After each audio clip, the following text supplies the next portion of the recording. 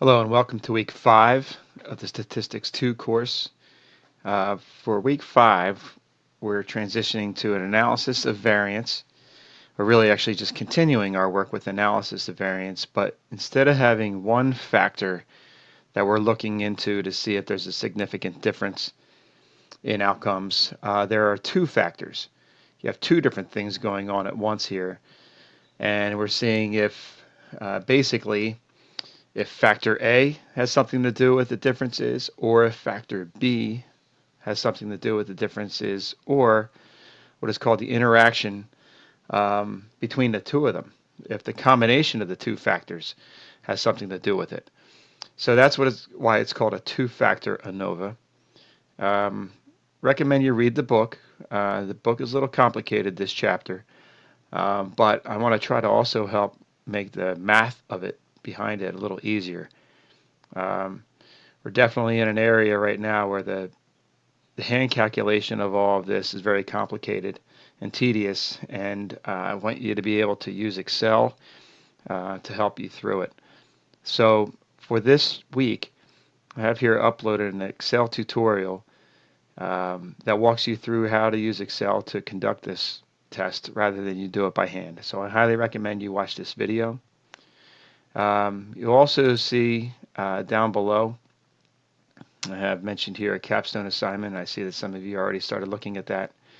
And so again, first, take a look at this chapter 18. Read it carefully. There are two items in the book that I look for you to do. I walk you through on Excel here how to conduct the actual number crunching of it for 18.10, and you can follow that lead.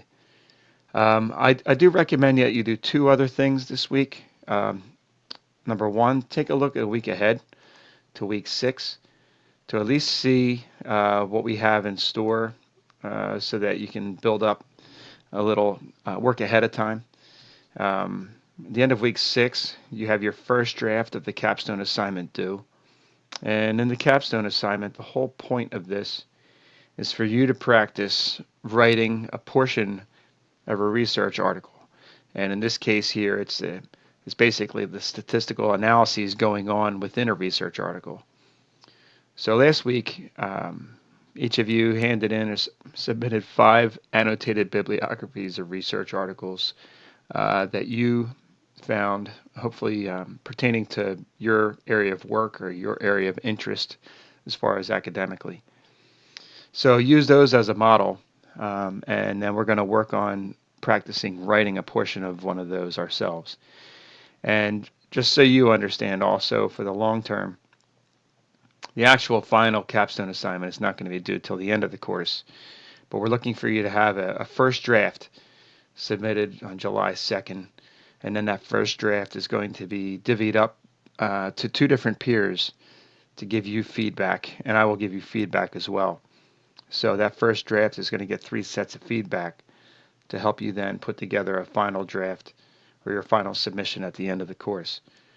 The other thing I'd like for you to try to do is a handful of us are doing an amazing job as far as all the number crunching and coming up with the results for these ANOVAs. But there's a point that's being missed a bit, and I highly recommend that you go back to week 3. I have a number of screencasts here. In this first screencast, part 1 here of the 1611 walkthrough, is really all the number crunching. And basically all of us are doing a great job with this. And again, I'm hoping that you also are seeing how to use Excel to help you through this.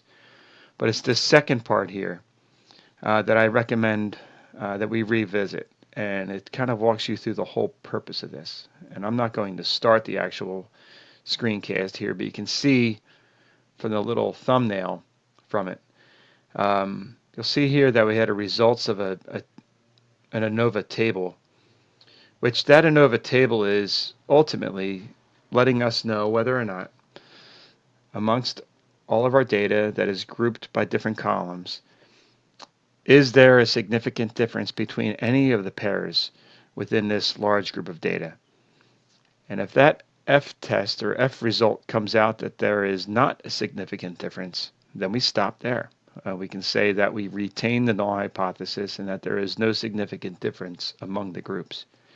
But if there is a significant difference, all that's doing is telling us that somewhere in there, somewhere in all that data in the different groups, that there is a significant difference.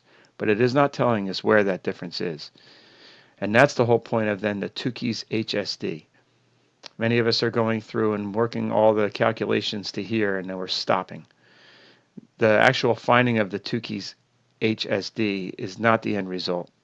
The end result is this value then of the Tukey's HSD allows us then to compare the means of the different groups to see if whichever differences are larger than that Tukey's HSD, those are the locations where that significant difference occurs. So again, follow this. I'd highly recommend you watching this video here if you've been kind of ending at the Tukey's HSD and stopping there because you're really not sure what to do next and what the whole point is.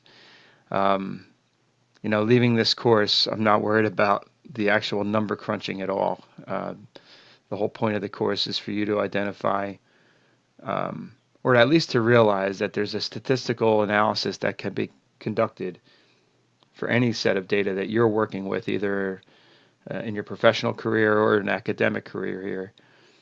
And then whatever to identify what that test is, and then to be able to interpret the results. So I highly recommend you taking a look at this screencast here. It's not too long, but it does help sum up the whole point of this.